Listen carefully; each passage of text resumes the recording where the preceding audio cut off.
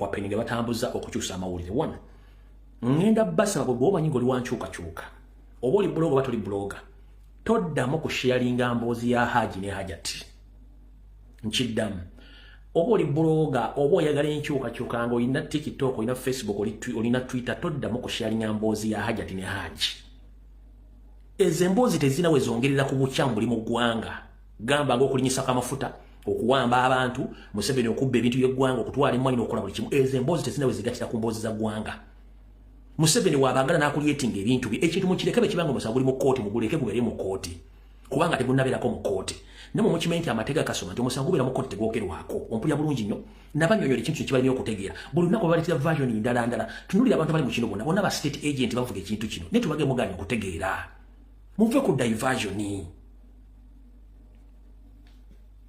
muve ku diversion tubage muve ku kintu mulemye mukira ku sharinga kibozi kikutta mawulire ne mwanyi bazitwale beyogeza sente bali mukuba muve ku mbozi ya Haji ne Hajati mugireke mukimanyi bulungi omusango baguli ku police baguluda muveeko bintu bitambule bakaje bino okubeera ngenda kusaba ne ba YouTubers mutuyambe waliwo banning issues mu ggwanga waliwo ekigo abantu ku ttaka temunatwalayo kamera zammwe kubuuza abantu wache baba ku ttaka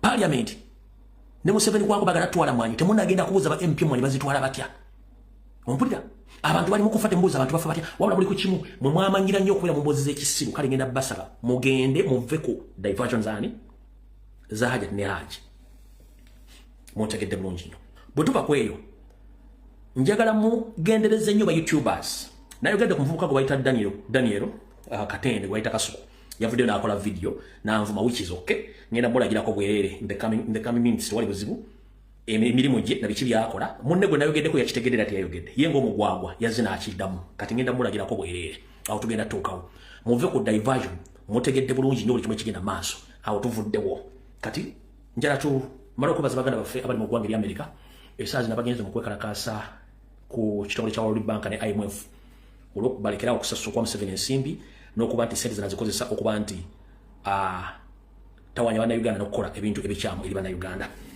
njala tutandike video tugitandikirewa okay katandike ne security alert zino ndowooza abantu bajja kutegeera bw'ensooka zino nzirekereza president mbaliza president then tusimbule video alright njala nnyo okubaza Mukama Katonda obulamu bwampadde n'engalabi eno n'amagezi agagirimu okuba nga nkozesezza ebintu byensobola okuyamba bannayuganda abasinga obungi okuyita mu njega y'obuyaayi n'obufere bwa Museveni okwagala okubamalawo buno baka njala bugenderi bannayuganda bwenna abali eweero ku byali byengenda okusoma ogendereze nnyo nzize mbagamba nti waliyo ethnic cleansing mu Luweero ne mu Buganda nga mulowooza nsaaga kale gwe nange oli Muganda ensonga muziwulira bwe zitambula batandise nozeegaana gwe nange oli Muganda ng'oli mu Luweero district mpuliriza bulungi nnyo ng'oli mu kimu kye bayita Ngogolo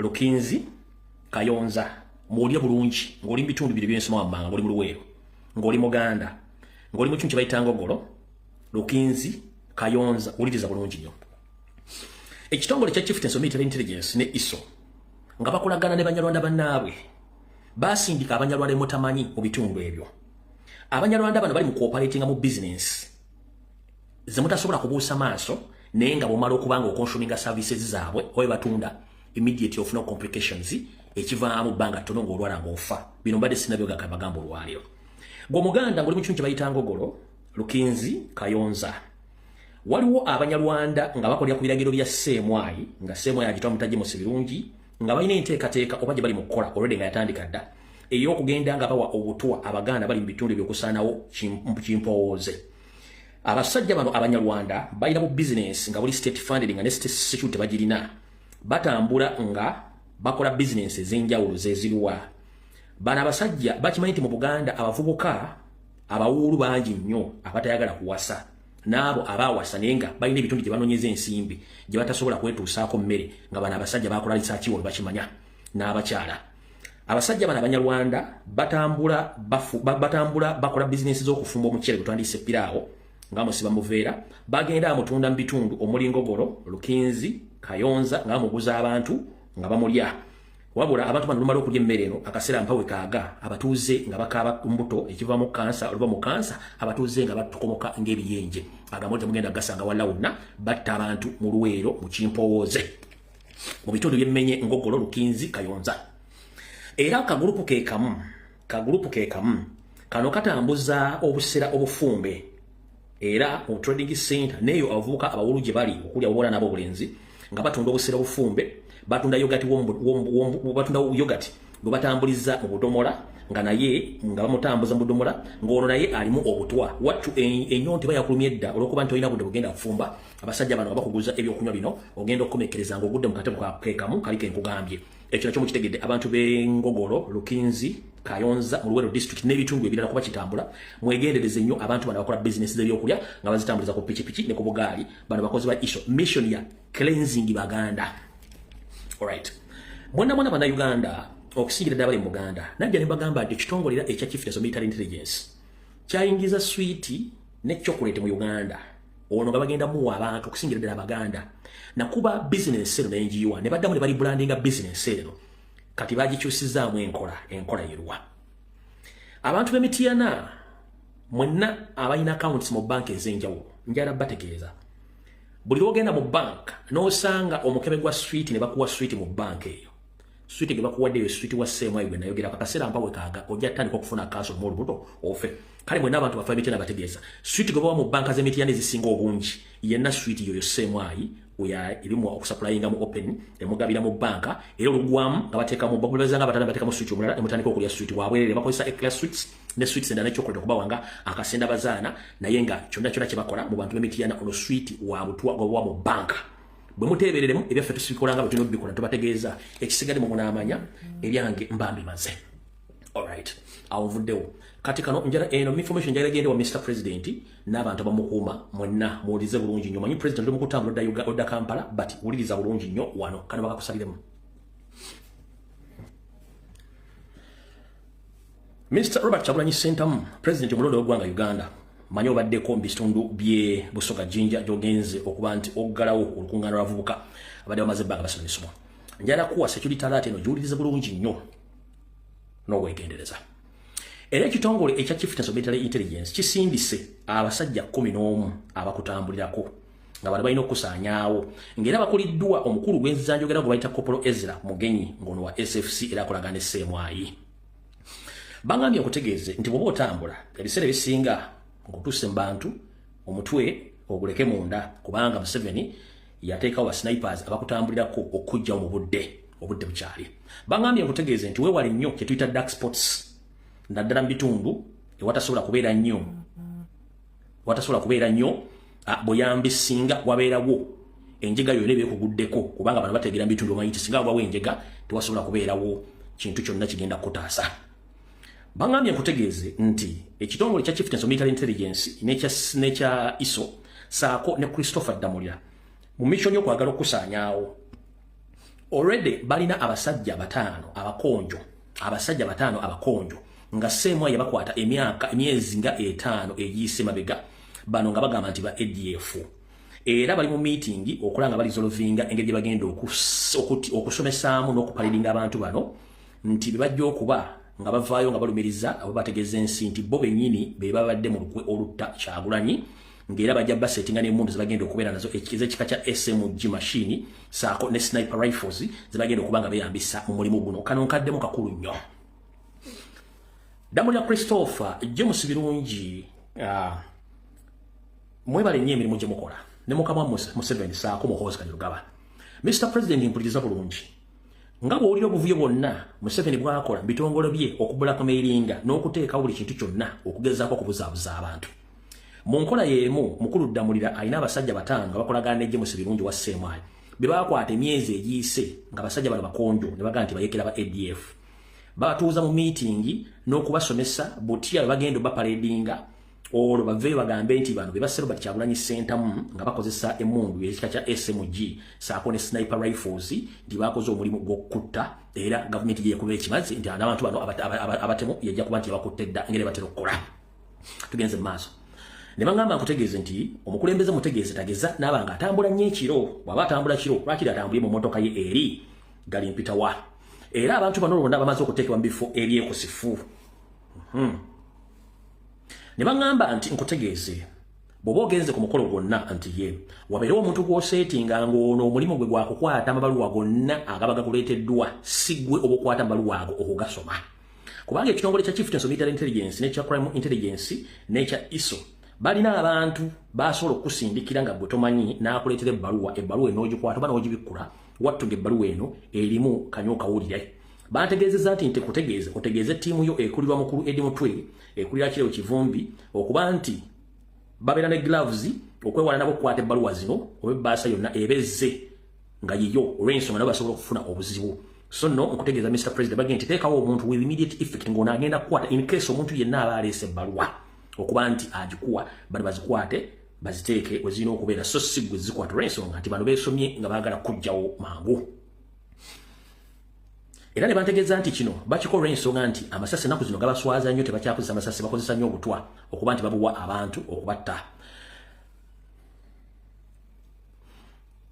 Abantu bano kati bakyusizaamu abatemu bano abagenda okuba bakwasaganya bagenda kuba nga abamu bava mu Gaddafi barracks ejjinja nga bagenda kuba bakutambulirako okuba nti bakola emirimu gye balina okukola ki gye balina okuba nga bakola olw'ensonga nti bo bakimanyi baagala kumaliriza mulimu ogwo.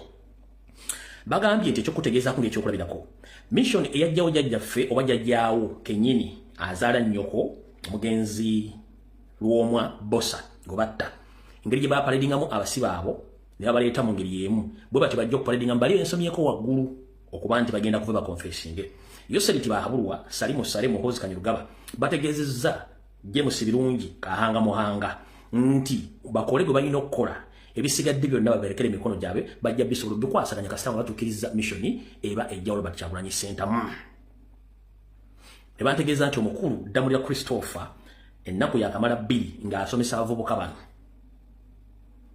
engeri gye bagenda okwogera mu kamera gye bagenda okwogera ng'amaze okutta Robert Kyagulanyi Center kubanga yo gavumenti eyagala kuggyawo Robert Kyagulanyi Center nga bwe baakola nti bo omuntu abatadde ku bunkenke simulala baagala kuggyawo bakuwone nga basobola okontrolinga okutta Kirumira Kaziini nakyo baagala kikola bwe kityo bamale bakole obwabwe. Zibadde security alert Kasumenti President azifunye n'abala n'omusajja oli gwe twabalaze yabadde ku kitebe kya Nuupu ng'ali mu kamera zimukutta. Omwami oyo nategeezeddwako musajja si Muganda naye ng'awangalira bitundu by'Entebbe records ze si nnungi n'akamu ng'omuntu emirimu gye gyabadde akola okujja abadde informant era bali talina kyali is nobody kubanga abantu abadde bali mu kudiringa okubba boda mu bitundu by'Entebbe ku luguudo lw'Entebbe n'emirundi egyesembe nga tebannamuyingiza okumanya Ssemugwagwa mulwadde yali yeetabyeko ne mu mpaka z'okulya capati 10 naye yali akomunana ezimulemerera yali afudde kugamba badde muntu wakuyiya bulamu nga bagenza omulala nti engeri gyalimu obubbi n'obufere nga kijja bangwira omukozesa ensonga lwaki bagezaako omu upgrading era omwamulabe yali agulira president yasookera ku pikipiki nga tebamuwa emmotoka naye nga he is nobody. In fact tactics zebawadde nti singa munaamukonfesinga is nobody kubanga talina waateekeddwa kuweebwa orders zigenda ku muntu alinga president. Omwami yo talina kyali so nabagambe kimulina okukola mukimanyi bulungi nnyo abantu bamutegedde dda gy'abeera asula ku luguudo lw'Entebbe olwo zana n'amasuma kwasula okwo bwatyo talina kyali just bano abantu abaali mu ensi ababibbi abatemutemu zeezo enkola zaakola. Kati awo tuvuddewo tugenze ku video eyatuleese mala okukendeeza ku mwaka yevu wano tusimbule video tennatandika jja tukendeeza wano muki mwaka yevu tutandikirewa mwina kyemwagala okulya sikyo no problem. All right, mu bannayuganda balina abaana bali mu UPDF nabagamba nti Museveni abaana bana batwala okubattirayo naye nga muwakana. Ka video ketwatadde ku mitimbagano wadde nga Facebook yakataddemu yakabisse nga gamba kalaga ekifaananyi kibi eri community standard yabwe ya Facebook abaana bafa baliko basinga obungi babasse. Kati nategezeddwako nti eno video gye nabalaze jjo waliwo obubinja bw'abannansi nga bukwatagana amagye ga gavumenti obwadde bugobagana n'abasirikale bano nga bafuluma ekitundu ekyo ndowooza omugoba n'aloozinga balansi emmotoka n'agikuba ekigo baganda baffe ebafuna obuvune naye nga ekiri ekongo kitokota sekisane kila abana bamu bafa akatambi kaona kabalazeeko kankabaddemu mukalabeko bulungi kamata bejo ne ko kamata ndege maje nzira chukua jeshi nataka ndege pande maje nataka ndege hizi nataka ndege nataka ndege bila siku watu wasome mbele watu wao sasa kuna ndege maje ya naomba kaza ndio msemo kazi ndio vitu vyote pembeni kwa na mrefu anakuja leo akanakuja beba vitu hivi wacha kuja furahia hakuna anakuja hapa na kamata machele sijui dawa yake hiyo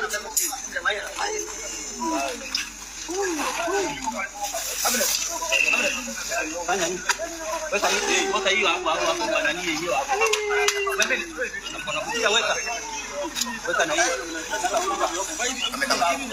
wewe nani nyumba ndo dada right kati gwenjana ombulya TV mu TV yonna eyalaze ekintu ekyo mu Uganda teriyo kati video etandise mutongole tutandise okusokera ddala banyabo ne basebo njala bategeeza Museveni akosa media okusiwaza bana Uganda kunaku Rocksat na vayo wano nenjogera ku bantu babiri nayogera ku mukyala ayisa program eziringa ezi promoting obuseego nenjogera na ku muvubuka ono gobayita Kasuku gobayita Daniel Katende ne mugambo lekera okukola program ezibuzabuza abantu omuvubuka ono yavuddeyo n'akola video n'anvuma okusokera danjira mwebaza wabali nyo balire ddala ssebo ku Kasuku olw'ensonga nti ebiseera bisinga kizibu nnyo okutegeera omuntu nti musiru okujjako ng'ayogedde nze sirina buzibu ne bwonvuma otherwise message yange beetuuse njala tegeeza public kuba ne video ngenda gizanya gwe njagala abantu balireetinga video gye nakwogeddeko ku Lwokusatu balireetinga ne replies then enkuddemu ono bw'ati bwe yayogedde umbuyo bategeera bannange kati lubuyo naye umbuyo omutwe gw'okukola Lumbuye yagambye nti ze n'ezubeera tuli ba state agent bino ebyekisiru bye twogera gavumenti etusasula sigala ku byamagezi byo tobivaako kati ate n'ebyekisiru nayo bibaluma ogitegeera betwogera ebyamagezi bibaluma nkyawo bakasuku badaivating abantu betwogera ebyamagezi betwogera ebyekisiru era tudaivating omwana oyo atalina matu anyway tugende mu maaso so yeye alright oyo mukulu gobayita Kasuku Daniel Katende okusokera njera kwebaza munange gwaina amatu ate entegero ya Mungu bannyo bawo gamba nti sina matu ekyo kirungi nnyo kubanga ndi muntu atasange ate awulira ategeera okusinga gwaina amatu kyekisokera ekyokubiri njera public emanye obudde bw'omala ng'oyogera ebyekisiru nga bw'okikonfaminze mu video nti oyogera byakisiru toyogera bintu bizimba ggwanga one oba gwe kennyini oprovinze kye nayogeddeko nti okola information diverting abantu n'okusirwaza abantu byoyogedde mu ka video kano ng'onvuma oconfirming information binafulumizza nti gwe mission ya kudiverting abantu era njala tegeeza public nti gwe obudde bw'omala ng'ovumaaze ng'okola information diverting abantu Katende Daniel Kasuku wandibadde omala time ng'onoonya kitawo mutuufu gwe ne mukugwo jingo nkiddamu obudde bw'omala ng'omanyira nze banga osiwaza banda Uganda wandibadde onoonya kitaawo akuzaala omutuufu gwe ne mukulu w'ejjingo kitaawo yakwegaana dda si yakuzaala ne mukulu w'ejjingo nakugamba to prove me wrong olage kitaawo mutuufu kubanga you a son of a bitch oli mwana gwa malaya atamanyi kitaawe era nga olinda kitaawo lwanaafa osigale mu family nga yategeeza dda abooluganda bakola emikwanto omwana si wange kubanga oli mwana mwende oli mu kiga ekyo tujja kigamba mala obudde ng'onoonya kitaawo ng'obudde bukyali nga muzeeyi wenna mulala tannafa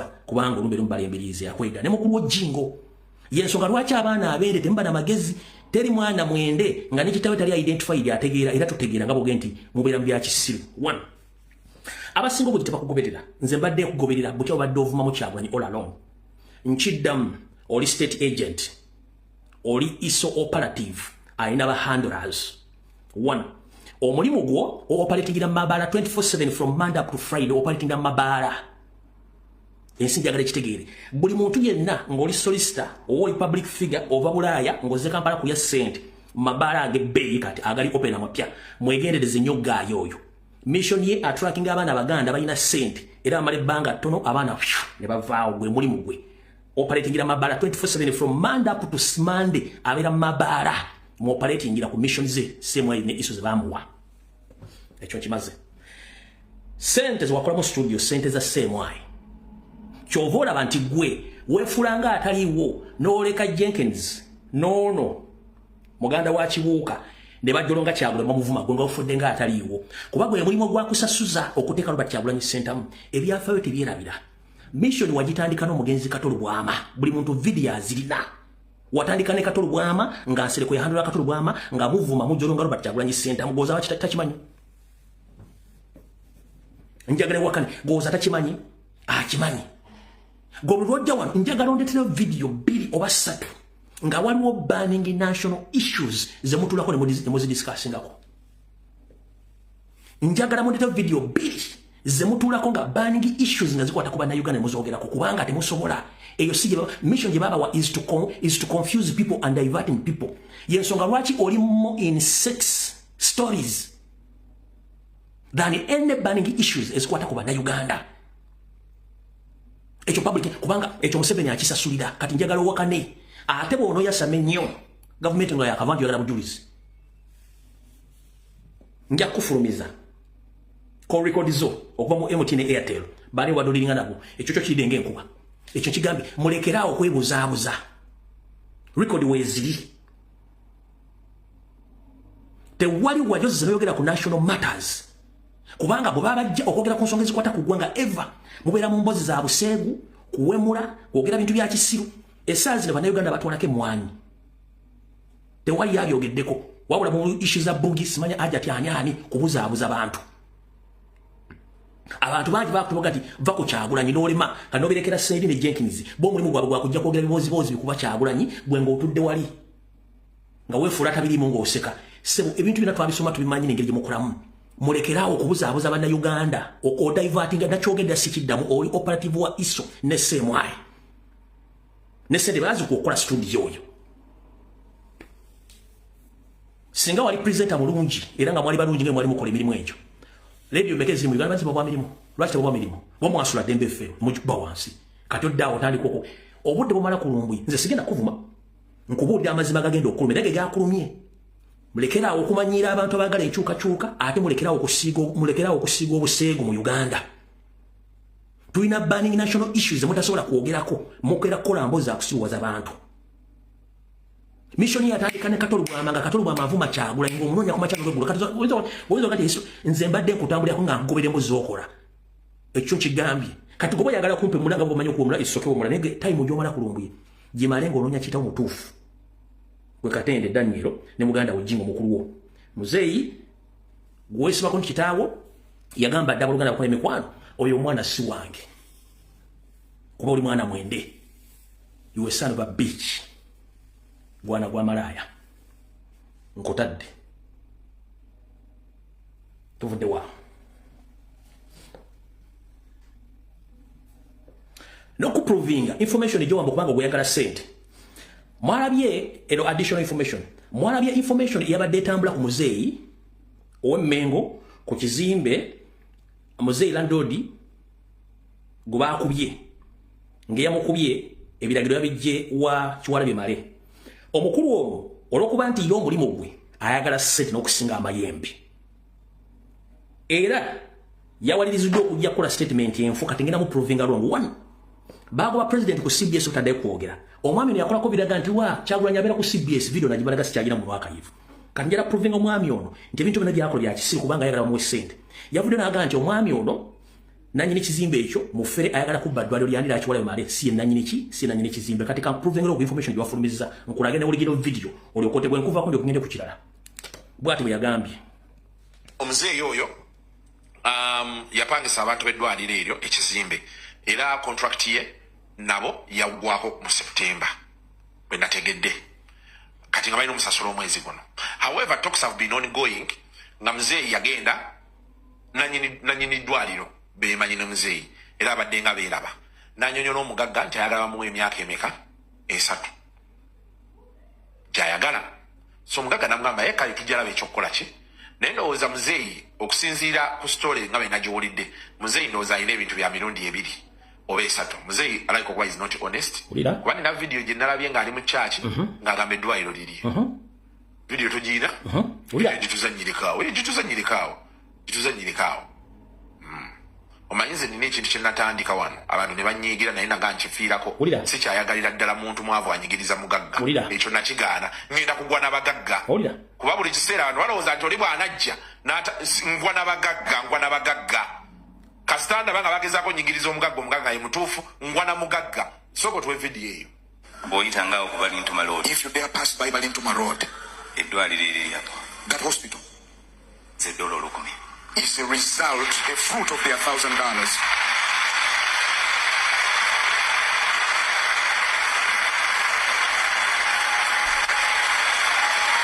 Nozo wulidde. So, byebyo nno kati omukulu nga begambye omukulu alayika okuba bambi tayinamu my impression was from the story I had because discussions have been ongoing. Right. Banyabo basebo ngemba nti ono muvubuka ebintu babikola temutegeera omwami Lubega yenna nyine kizimbe ekyo era yapangisa mukulu kiwala bye malire banne abakolya kebiri mujaba bamaze emyaka 2 nga tebamusasula basula n'ebyuma ebya printer bili worth 3 billion Ugandan shillings babisula ebwe musango kyagenda maaso kati ono koya Bensins up in pointing muzeeyi mbo muzeeyi yagala ku badwaliro lya musajja yakyole male omusajja ono yali awo obujulizi mu zimu ku bazita partners dinner jebogera mirako zaabwe ewa Kayanja yeyogera statement eyo nga Pastor Kayanja yamuwa $10,000 ng'ensigo agenda agisige muzeeyi Lubega yatandise okuzimba ekizimbe ekyo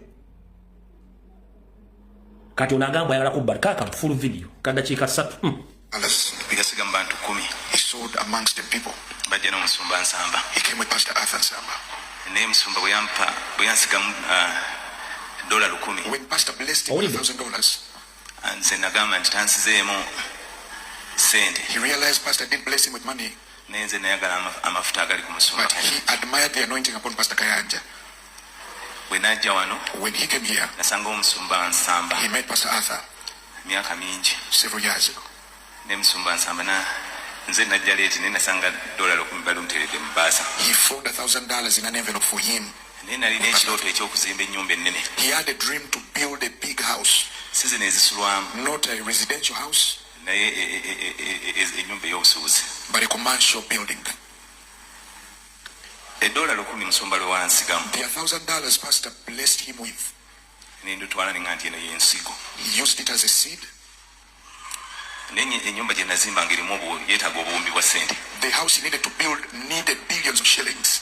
musumba nziza okutegeeza he's here to tell you Pastor nti amafuta go agayita mu $1,000 your anointing through the $1,000 oyita ku Balintuma Road if you pass by Balintuma Road waliwo ekizimbe ekiriko Gombe Medical Service eddwaliro there's a building that has Gombe Medical Services. It's a hospital nga opposite Mengo Hospital. It's opposite Mengo Hospital.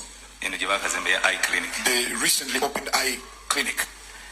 musumba lwaliro nziza okutegeeza nti waliwo ekisa kye twetaaga maaso go. Pastor, he says there is grace they need before you. ti $1,000 lwe watusigamu the $1,000 you blessed him with bw'oyitangaawo ku Balintuma Road if you dare pass by Balintuma Road eddwaliro eryapo that hospital ze $10,000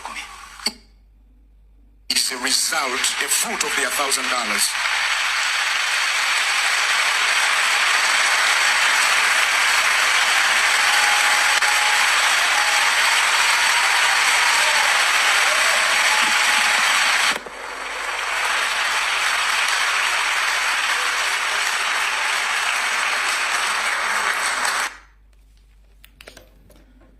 Zamutegenze sikana abantu bayita bannamawulire mu Uganda nga tulina information kuba gwo mulimu gwabwe gwa kubuzabuza banna Uganda era gwe basasuza mukulu begenda n'ekizimbe yapangisa kiwala bimale ne banne okuteekako eddwaliro muzeeyi yagamba nti bw'oyita ku Balintuma ku kizimbe ekyo okuli eddwaliro eryo $10,000 Kayanja lwe yamusigamu okutandika okuzimba ekizimbe ekyo katono yagambye muzeeyi yali ayagala kubba ddwaliro awo tetugenda kulwawo nnyo muzeeyi ono wano wabadde nzita olwaleero wala basaka nyumba yange zize kubanja wano ne bagala myaka 2 ne bampase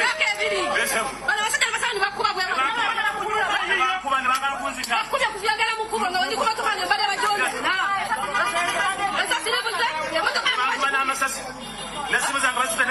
sizirabako. Muri babinyo. Ndoza mutegedde bulungi. Abo manyo bahandolinga bulungi nnyo. Abayita mu ba intellectual bakola mawulire. Mbamanyo bahandolinga bulungi nnyo. Kati awo jala tuveewo. Era mbutongole video etandise. Video etandikidde luddawa. Ebigenze ku mutimbagano mbirabye buli kimu kirabye. Tetulina kye tugenda bannyonnyola okuggyako bateeramu ku bintu mutategedde. 1. Nange saategeera ani yaŋŋamba kujja kukola program emuli Mbulange Mmengo ng'oggyeko video zenkola ze nali nkola on daily basis until kulonda bwe kwaggwa netandika okukola Wednesday, Friday and Sunday. Program y'emuli Mbulange Mmengo mwembajjidde buli kimu kyonna ekiraga nti waliwo mission enteeketeeke esaanya w'Abaganda ne bannayuganda basangibwa mu Buganda nga boogera Oluganda. Ne mulowooza nti byakusaaga. Nzizemba wa scenario history na buli kimu ekitambula nga mulowooza nsaaga. Ndera nnyo bagamba nti gamba obbi wa mwenge alisanga ku mwenge. Ekigambo kyonna ekyogera omuntu ng'akijje mu kamwa akyoge tetekuba kuseera lulimi nedda ebyafaayo weebiri. Ebigambo omukyala Anita Amongi byayogedde ze zimu ku script mu 7 z'atambulizaako emirimu gye. Wabula nga ntandika akatambi kano tuvunaane Anita Amongi ng'omuntu so si eggwanga lyavaamu kubanga bali innocent lwaki.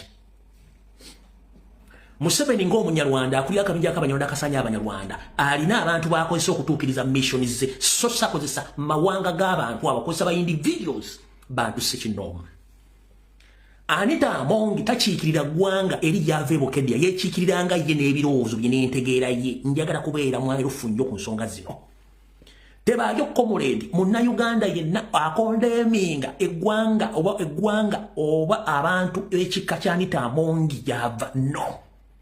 Mukonembinga Anita Amongi ng'omuntu omukozi wa Museveni kubanga byayogera byonna representing Museveni so si bantu beewokeddeya oba bantu bamu eastern part of the country. No, that is wrong. Kubanga Museveni alina abantu bakozesa. Mumpulidde bulungi mwebale kompuliriza. Mwana mugimu ava ku ngozi ate era kola nga bwe ŋŋambye so tokola nga bwe nkola. Kola nga bwe ŋŋambye so tokola nga bwe nkola. Ebigambo omukyala Anita Amongi byayogedde bigambo bya Museveni. Yensonga lwaki ne baadde badiscussinga issues z'okuvuma Ssaabasajja Kabaka. Anita Amongi yayimirizza abadde baogera n'abagamba tetusobola kusensalinga Saamayanja olw'okuvuma Kabaka. Tulina musensalinga nga olw'okuba nti batajja mu parliament. Video etandise. Ekisookera ddala. Mukulu Chris Obore wolole wa parliament era wa Anita Amongi. Njala kutegeeza. Ebbaluwa gy'owandiise ng'ogezaako okubuzaabuza bannayuganda ku bigambo Anita Amongi byayogedde. Ssebo njala kutegeeza ebbaluwa eno yakiyita mu luggya. Era tetwetaaga apology yonna eri Speaker Anita Amongi kubanga message yayogedde si yasooso gyogera just nze mbadde nninda bulinzi budde. Ye ng'omutwe wa Museveni ayogera ekigambo akonfange Museveni byayogera. Omwami ono ayiwandiise bw'ati. Agambye, the video circulating online of the Right Honourable Speaker of Parliament consulting with the clerk table off the microphone, the National Coffee Amendment Bill 2024. The video does not capture what she said fully, and some people are attempting to complete her sentence based on their own basis or biases. Now agamba that the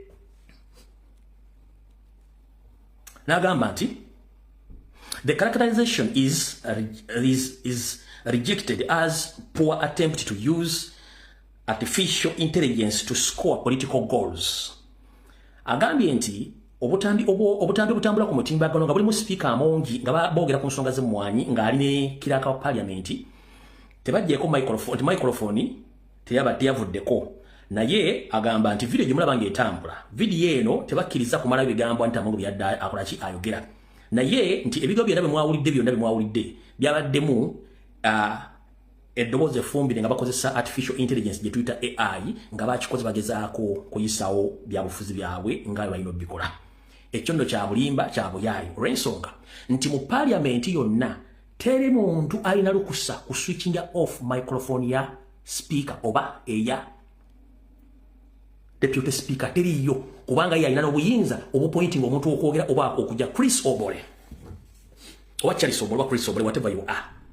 mu parliament ya Uganda teri controller asobola kujja ku microphone ya speaker nga speaker ayogera. No, ba mute zo bajjeko speak ku microphone ya speaker nga amazo kutegera nti speaker ye amanda mu mbugo. Goyagala tugamba nti nekiraka wa parliament ebigo byabadde ayogera nabyo byabadde bya AI. Oyagala tugamba nti parliament ebigo byabadde boogera byogedde nga bali wa outside the parliament nabo badde ku AI confirming wadde oyogera oba byabadde ayogera. Mukulu Chris Obole ne parliament ne speaker tubale tukimanyi bulungi nnyo ekintu ekigenda maaso munyigiriza abaganda mubavuma mukola buli kyemagala nga mukozesa mu 7 to prove you wrong. Tarutandike.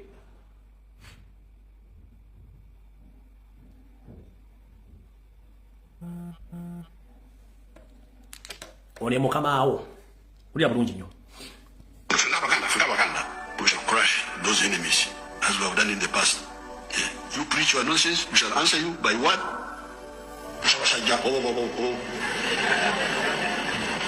When you say this, but politics is about to Mukamwa. Now if you say, we shall crush. Bokwata ebigawo bya Museveni byanita Amongi enjawulo eriro ddawa. Kulira bulungi nnyo. Bwe babadde bali mu kulonda emikono gyabo abawakaje etteeka n'abalikiriza badde bazze ng'olwedi balina ennamba zaabwe. Anita Amongi n'agamba Kiraaka nti mu making sure nti Abaganda tebafuna numbers ziwakanya tteeka lya mmwanyi Abaganda. Yandibadde agamba nti mu making sure abawakanya etteeka lino tebafuna numbers zigana tteeka lino kuyita. Ompulira bulungi nnyo. Make sure, make sure that the opposers, they don't get the needed number to stop this bill. But olwokuba yategedde nti abadde basinze okuteeka essira ku tteeka lino babadde Baganda ng'ate era bakimanyi nti balwanyisa Baganda y'ensonga lwaki yayogedde nti bafuba okulanga Abaganda tebafuna numbers. Njagala owulirize vidiyo eno n'obwegendereza n'ebbaluwa gye bakuwandiikidde olyoka otegeere Anita Amongi.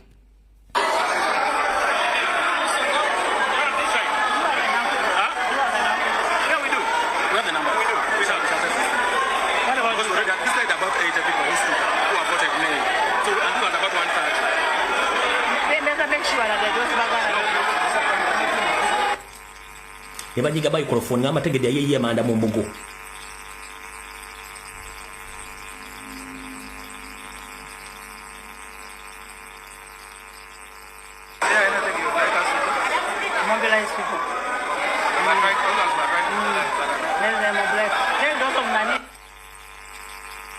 So, Mr. Chris Obole, oyala tugamba nti AI era yapozinze microphone ya speaker nga mazo okuyisa message ngegenze vile abantu bagitegedde.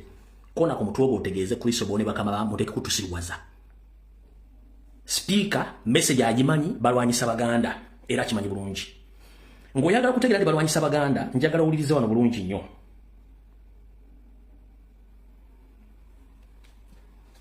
Olesa Mayanja.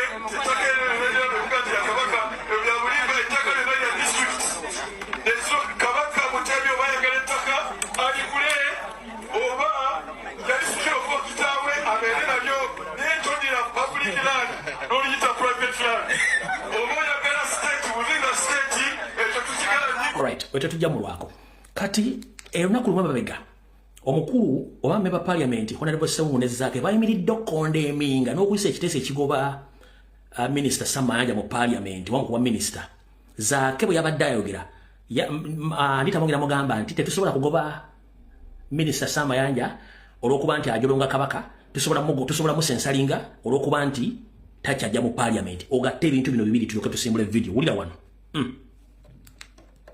Samayanja is ever attacking Buganda institution, attacking the king, and that's another sign of indiscipline. He has missed sitting here for over 200 times without coming with no sufficient cause. And the rules are very clear. I don't know why you don't try to the president. Samayanja should be removed from the ministry. It's not useful to us. Samayanja is attacking the Buganda kingdom, abusing Buganda. He's never in parliament. How does he execute his work as a minister without coming to parliament to tell us what's happening in the Ministry of Land? I'm informing the House that I'm coming up with a petition to censure the Honourable Minister for the utterances he has made against our king.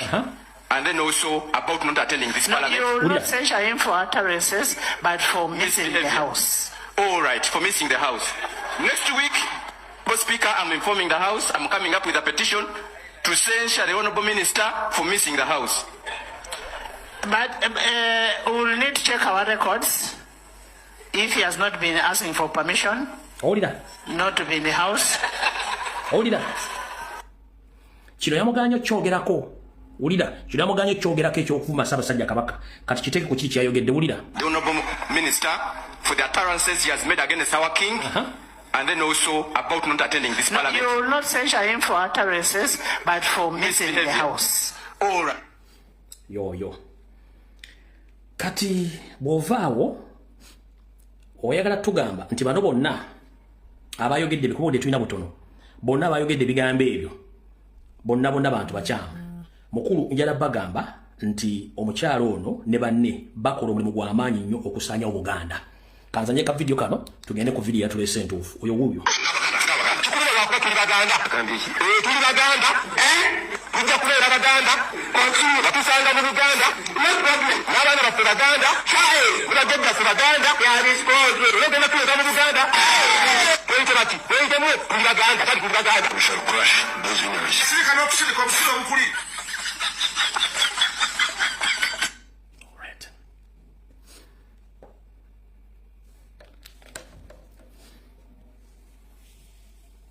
Wasanya kawo Charles Peter Mayiga kumutimbagano gwe okuva batandika okuvuma Ssaabasajja Kabaka teyenyeenya kubanga bali mu mission yemu mwana bulungi nnyo ababaka abalwanye ku tteeka eyo naye mwalabye mukulu Abedi Bwanika wa group ya Mpuuga ne Mayiga bwe yavudde okola statement yagambye ye awagira ekitongole ekikwasaganya emmwanyi mu Uganda kijibwewo ye nga ye kubanga akiikirira Mpuuga Mayiga ne banne mu by'okuvuma n'okuvuula Abaganda Mayiga tabyogedde wabula afudde ku project ye ng'omu kuba agent wa Museveni n'ayogera ku bintu by'emmwanyi agambye bw'ati naye njagala omuntu ategeera obulungi ng'oli Mmengo osabe Mayiga statement gye yakola ng'eri written ng'agiwandiikidde parliament obanga waliwo abamu ku babaka be yeesiga nga Mpuuga oba Abedi Bwanika eyapresentinga statement ye ku kigambo ky'emmwanyi njagala mundete statement ya Mayiga gye yawandiika n'agipresentinga mu parliament oba n'agiwa MP yenna oba Buganda Caucus nga yapresentinga statement ku kigambo ky'emmwanyi Mayiga awandiise bw'ati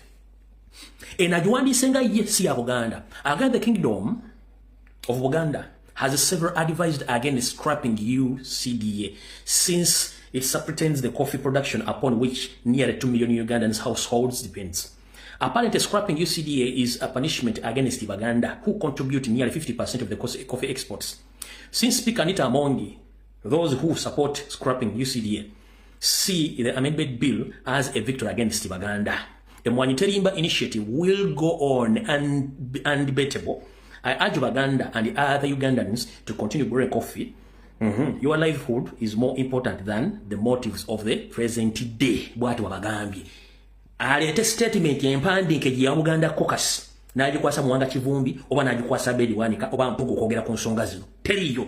Wabula yakikoze kubanga ayina kyemutamanyi kyeyakiriziganya nabo nakibabuulira dda. Awo tuvuddewo. Katuke ekita mugenda tule mutukulikuta. Ndowooza namumaze. Alright. Kati mwina kyemutamanyi kankibanyonnyole. Olutalo lwa Museveni lwakulwana baganda ne bannayuganda mu bafula nga baavu okusookera ddala nti nyina bazzayo kebabega nti basooka kujjawo ekitongole ekyali no before nga sinagendeyo kansoke munsonyiwe mukansoke tusimbewo akati awo mala okuddako speaker Anita Amongi mbadde nderabidde kuba ndudde okukwata ekitabo kino katuddewo wali tulyoke tujjaawo bwe mbadde njagala mbeere katusoke tuli wali ku Anita Amongi kati eyawandiisa ebbaluwa eyo wagiwandiise nga tewategedde nti mwakoze ensobi oluvannyuma lwa Anita Amongi okweyiwa amanda mu z'abakadde enki embogo ng'ayogedde nti Clark making sure nti abaganda abo tebafuna namba ziwanisa business ya mwanyi. Statement eno yanyizizza Yoseliti baabulwa yenga bwe yefuula buli kaseera. Era olunaku olwaliro nga bubadde bukya Yoseli ayise family ey'Abanyarwanda eyali mu meeting ey'okufuga emyaka 5 basinkanye ku ssaawa 9 ez'ekiro mu refugee camp Entebbe ne badiscussinga ku tribal statement eza Anita Amongi yakoze. Mubabadde mu meeting ena badde bakambwe nnyo mubaddemu n'omusajja gwe bayita Lukuntana atakwatwako. Lukuntana yagambye nti tubadde tukyalina obudde bwe tugula okumaliza mission zaffe naye ono omukyala agenda tuleetera ebizibu twetaaga omukolako ng'obudde bukyali. Mu meeting eno Lukuntana yagambye nti engeri yokka ey'okuvvuunuka ekigambo kino omukyala nti yakoze okutuleetera obuzibu kwe kujja malaaya ono mu kifo waali ng'obudde bukyali, otherwise tugenda sanga ebizibu bingi nnyo era omukyala ono ave mu office ng'obudde bukyali.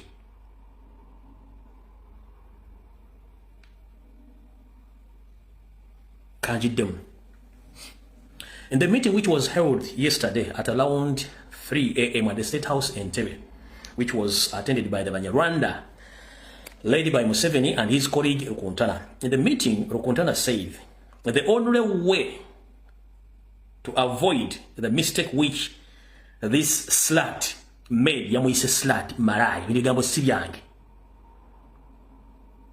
Yamuise slut, Anita Amongi, bilibiga bya Rukuntana yabyogedde yakuise slut, mbakitegeza maraya.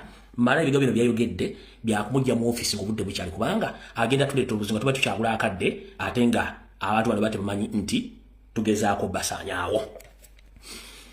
We have the same problem whereby we've tried a lot to squeeze Baganda and their colleagues out of business and other sectors. There are so many people who are pinpointing in our businesses, like milk business, beef business, muzigo business, and cattle business. But if people turn around to start looking into our businesses and our property, where we don't pay taxes, we might face it laugh. So we must remove this slut in the office with immediate effect. Omwami yagambye nti ebigambo malayo no byakozeseza tuteekeddwa omujja mu office ng'obudde bukyali kubanga ajja tuleetera ebizibu. Abaganda n'abalala tubadde tubataddeko akazito nga tukyalina obudde bw'okugula tumalirize ebintu byaffe ne bwe batufunye obuzibu watu tuba tulina kye tugenda nakyo.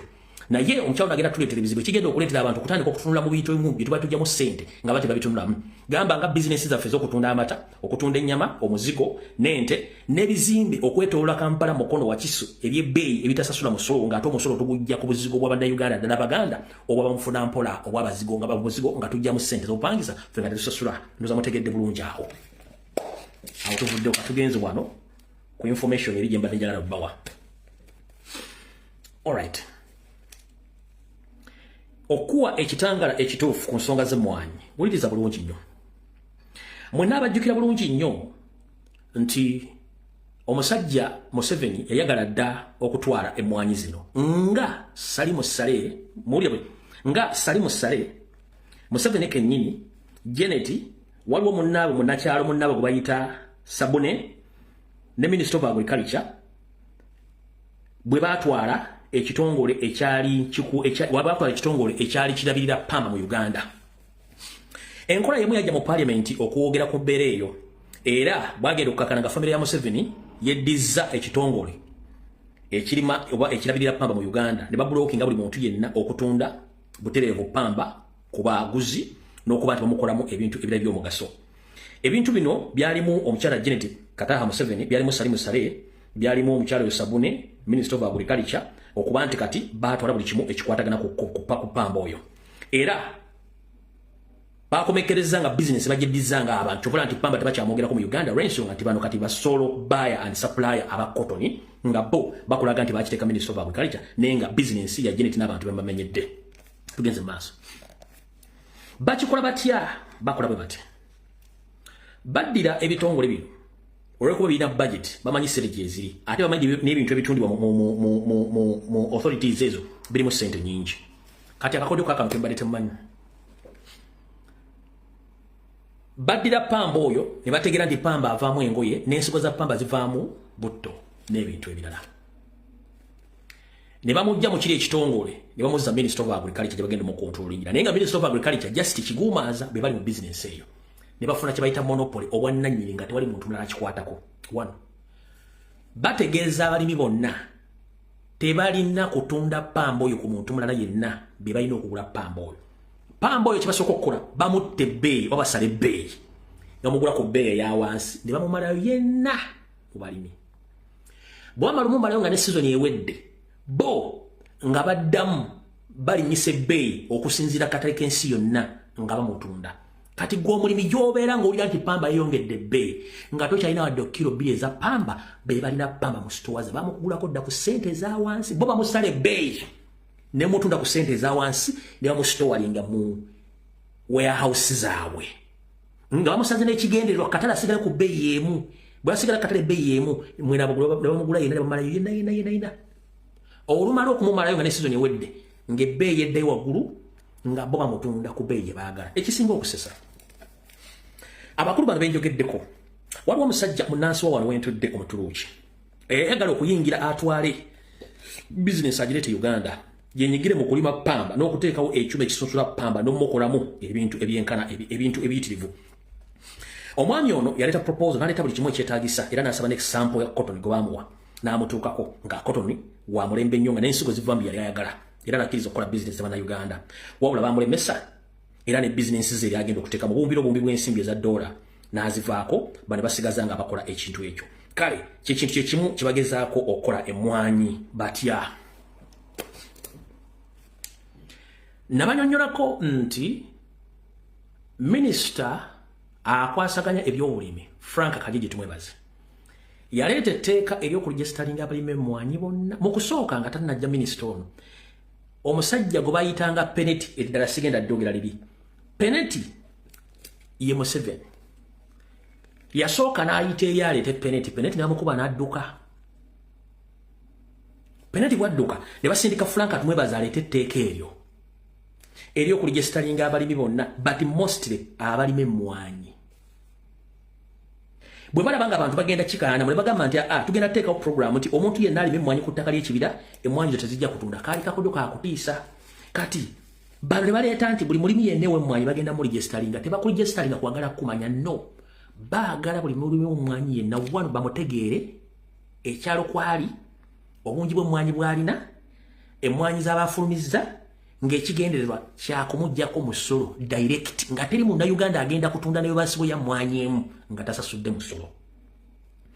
Jjukira mu Uganda yonna omuntu abadde akeera mu mmwanyi ze n'anogaye obutaasa nga 5 n'atundamu emitwalo gye nga 12 n'alya ennyama ne yeeyagala nanywa sukaali kati bante baagala okole transaction yonna ku mmwanyi nga tebalina datawo nga buli mmwanyi gy'otuuze nga tebagifunyeeko musolo kati kino ekyokuwandiisa kyali kyakumanya Bannayuganda ameka abalina emmwanyi kyalo ki bungi kiboolina emmwanyi oba ozitunze ofunamu ssente mmeka nga bazaagalako omusolo nga buli muntu olina okusasula omusolo eziva mu mmwanyi ezo kyekyali ekigendera kya registration eno kubanga tekirina kyekyongerako mulimi yenna yali data collection kumanya bameka abalina emmwanyi era batunda zenkana ki era omusolo balina kuwa gwenkana ki ye Mayiga najja n'agamba mbu kirungi nnyo okumanya abalima ettaka abalima ku ttaka ly'ekibira biki bikifulofotto kumbe yali abagumya nga bakimanyi nti omulimu gwabwe gwakumanya ki buli Munnayuganda alina emmwanyi azitunda ssente mmeka atunda bungi ki era omusolo alina kusasula ssente mmeka kubanga olina okuteekako nennini namba sibagita ttini namba ng'otunda emmwanyi ezo olina osasula omusolo ogwo nga mukitegedde bulungi nnyo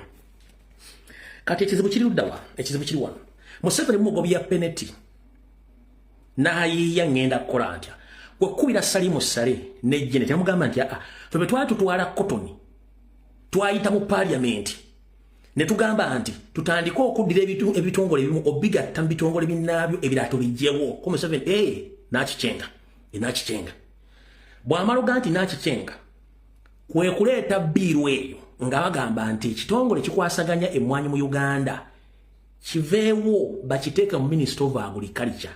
Mu Ministry of Agriculture ekwasaganya Frank Kajiji tumwebaze n'abalala kubanga bino bya registration byonna Vincent bamulanga kisempija yomu abadraftinga biiru eyo Vincent bamulanga kisempija bebadraftinga biiru eyo just ebadde luddeyo bulwi kati munange Salimu Salene bale bamuga nti tukole biiru ekitongole kitu kibakita authority authority yiteka Minister of Agriculture kati wajiteka Minister of Agriculture olo peneti alyoka jenga ali Minister of Agriculture ngati mumanyi memuloza Minister of Agriculture yikontrol kumbe peneti yatutte mwanyi zino yensonga lwaki ono nalongo surrogate yabadde mukambwe nnyo nga inotukiriza mission mujjukire nabakamba Anita Amongo okubba amabaati Anita Amongo okubba serezo omusolo okumukwata nga ine nyumba ebongereza n'okugula emmotoka ez'ebbeeyi n'engoye ez'ebbeeyi kyamuviirako akabasa kati yalina okugobwa weewuunye lwaki akyali mu paliamenti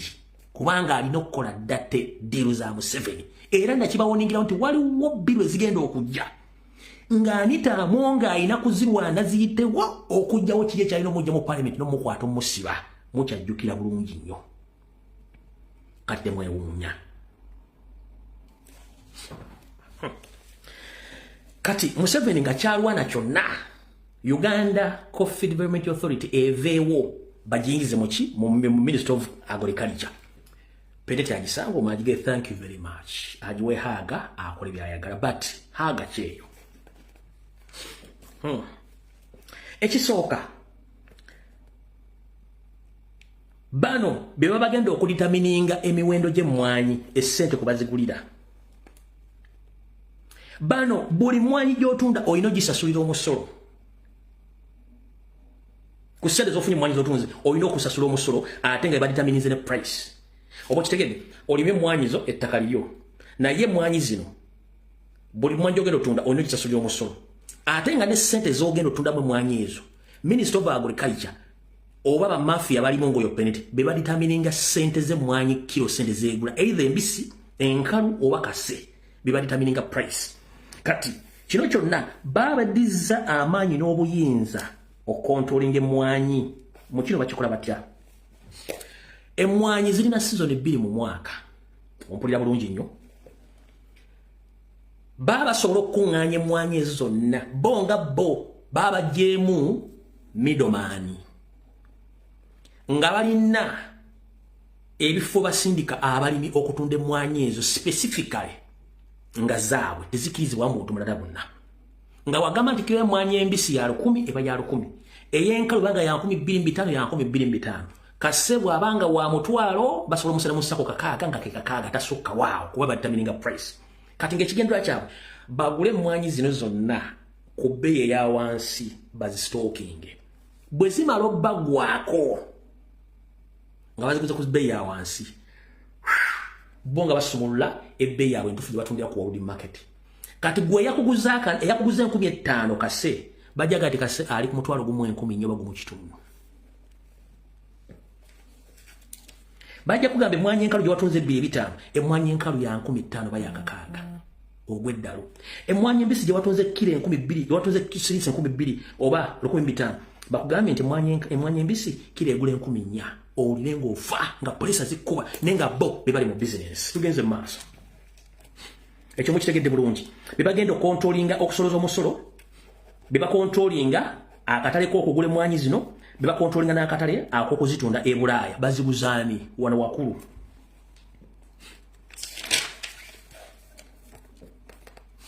saagala munyiige emmwanyi za Uganda zonna zigulibwa abantu aba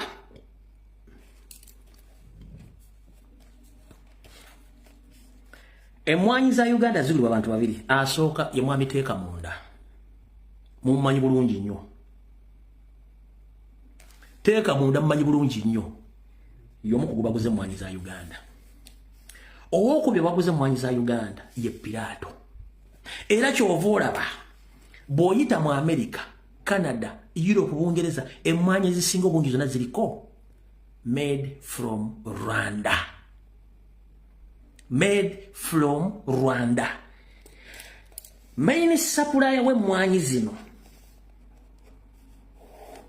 bamuyita Geno Salimusare Akando nako and the company advocates beba nanyini business ze. Yensonga lwaki namwe abali mu Europe musanga amatooke nga gamu gava Rwanda, product of Rwanda. Gabaga jawano embalala wa ne Buganda bagatwala bagatikire Rwanda negagenda nga product of Rwanda ne coffee bwatyo. Pirato ye Paulo Kagame. Teka monda ye Putin. Vladimir Putin wa Russia. Musamutegide mwe mwamanya mwagala ngogere bwogezi nga mwagala.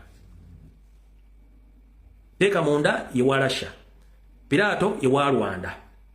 Bebantu abatwala ebintu bya Uganda byonna emwanyi bebazitwaliza kati mutegedde bulungi nnyo ekifaananyi bwe kiri. Mukifunye bulungi nnyo.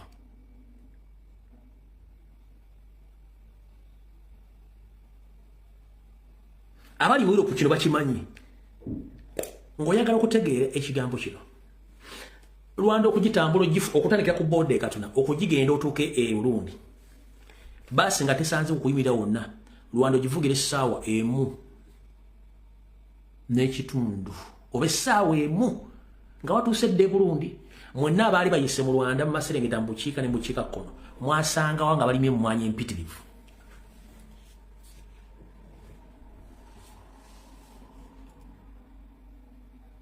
Era kyekiringa tourism sector ya Uganda, ebisolo bya Uganda ebitundu 75 ku buli 10 byonna babikwata nababitwala e Rwanda. Kyovola ba Rwanda mu tourism sector ingiza billions of dollars mu temukyalina balambuzi kubanga amazike empologoma entulege enjovu byonna babitwala Rwanda. Kati kyemuna tannategera kikino. Buli gwanga ku ssemazinga wa Bulaya lina zoo. Zoo. Nga buli kisolo ekiri mu Uganda oba ekiri mu Africa bakirinako kopi. Taibu egenda kujanga omuzungu takyetaaga kujja mu Africa kuba buli kimu akiraba. Enjovu baziraba, empologoma baziraba, empisi baziraba, entulege baziraba, buli kimu bakiraba n'ekimu bazirina kubanga basobola okukola basobola okukola ekintu kyonna ne bakifuula nga kisobola okukola embeera nga mu Africa. Bwe babisobola bikola bulungi nnyo bazimbawo n'ebibira. Okitegeera. Kati ne mu Europe yennyini ensi kati zirina zoo nabagamba Dubai yakola zoo. Abawalabu bameka mulaba kyajja mu Africa mu Uganda nga bazze kulambula mazike. Njagala ombulire abawalabu bameka bakyajja mu Uganda.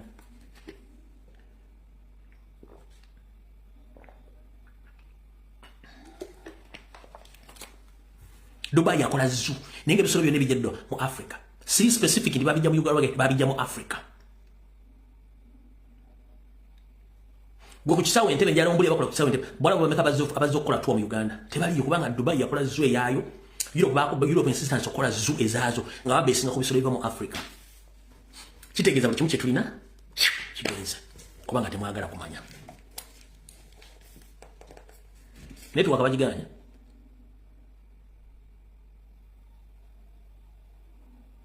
Network abagiganya.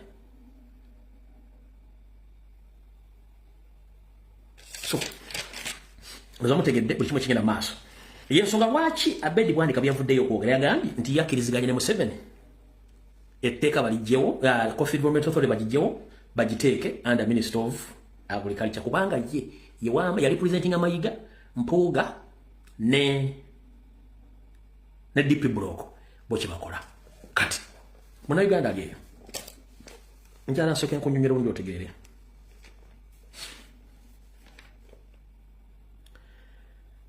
ebizibu bya Uganda byonna byerimu essaawa zino omuli ebyobufuzi ebyenfuna ebyokusaanyawo amawanga n'okusaanyawo eggwanga ebizibu bino byonna Museveni yabireeta ate nga biteeketeeke bulungi wabula akozesa bannaffe abeeyagaliza bo nga bo okuteeka ebizibu bino okubituusaawo. For the first time jakobaza abantu ba parliament abaavuddeyo okusimba Nakakongo ku tteeka ly'emmwanyi mwe bali mwakoze omulimu ogwo abasobodde okwogera Olufalansa, Oluzungu, Olungereza, Olujamani mwe bali nyo balire ddala mwalaze omutima. Naye nze mbuuza bataata bamaama ekintu kino mwakyenyigiddemu olw'okuba nammwe muli balimi oba just mwalabe nga kyekiyinza okubaleeta ku parliament okutandika okwogera ebigambo ng'ensonga enkulu zonna ziyisiddwawo.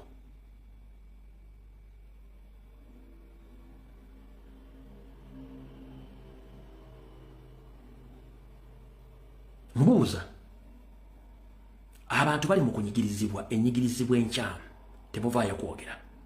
Njala kubaza leader of opposition mukulu Joel Ssenyonyi webali kubeera obukulembeze ow'enjawulo ku kabanga kuwakabeerako mu yafeesi eyo olaze enjawulo obukulembeze n'okwasaganya ensonga mu paliamenti. Kuba obali ku mulamwa toyina gamba nti oli wakirumira mpiri bbiri webali nnyo. Nammwe mwenna bambe ba paliamenti abasobodde okutambulira olayini yemu ne Joel Ssenyonyi mubale kukola kintu ekyo. Kubanga mulaze nti kati eggwanga ekifaananyi ekinene bwe kiri kigufu era ensi ekiraba. Manyi muli mu kusoomoozebwa naye mugezeeko nnyo nga musobola. Ekirala kiriwa.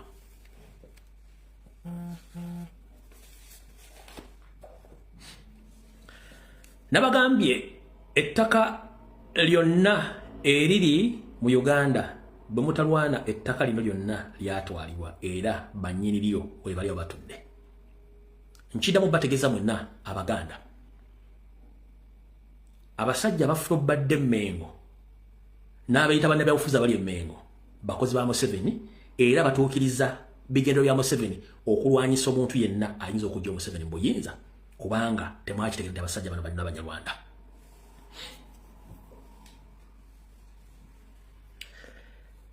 Nabasomedde amannya abantu abalina square miles mu Uganda batwala ettaka kamba baddiremu olwale batasobola kubeerako mwonje bulungi nnyo.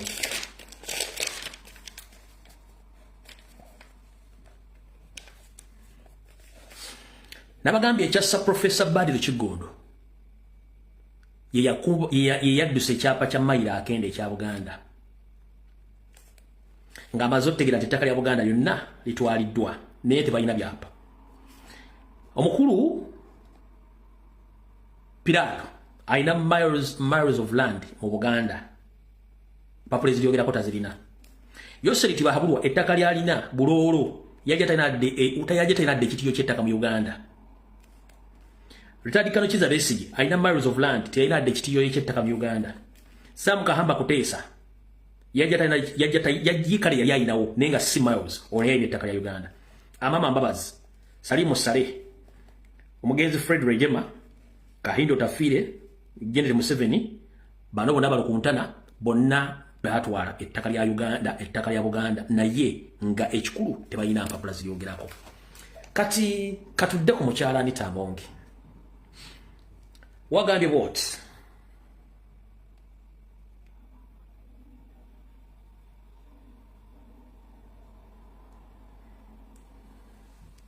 You're saying without coffee we will not be here. Me, I'm not here because of coffee. Because me, I'm a cattle keeper. That is number one. Right. Madam Speaker Anita Amongo wagambye nti tebakulowoozesa nti Parliament eyimiridde okwogera ku mwanyi zokka kubanga kwe mwanyi tezikwatako oli mulunzi wa nte. Naye mu Uganda ente tezijjwako musolo, omuzigo tegugibwako musolo, n'ennyama tegibwako musolo. Si kye kikulu kya byonna nti ye. Naye njala kutegeeza emmwanyi zino ze mukkiriza okuwa Museveni, emmwanyi zino ze zisasula omusolo ogukweyunuza n'ensimbi z'obbye zonna ng'otudde mu paliamenti eyo. Abalimi abasasula abatunda emmwanyi zino mumuva omusolo gukuliisa. Bw'ova onooga nti ogaggawadde nnyo na ssente, ogaggawadde nga ggwe so si bantu beebukeddeya. Nkiddamu. Anita Amongo bw'ogamba nti ogaggawadde nga ggwe oli mulunzi, ogaggawadde nga ggwe omuntu. Bwe tukwata emyaka 10 gyokka ne tugizzaako emabega, Anita Amongo yatooza na nte 10. Emyaka 10 gyokka wetooza na nte 10. Wabula ente z'Abaganda Abakalamojja Museveni z'Abadabba ne Salimu Sale ze zimu ku nte z'olina. Nkiddamu. Bwe tuzza akatambi emyaka 10 tugisikamu bwe tubwezi oba bwe kibayita rewinding back the 10 years of you.